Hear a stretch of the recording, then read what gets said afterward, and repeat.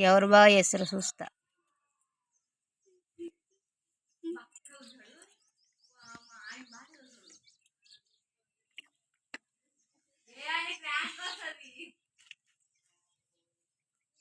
ఏం చేస్తున్నావు బిట్టు నువ్వు?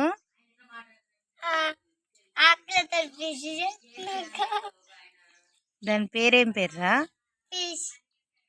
పేర్రా? ఏం చేప?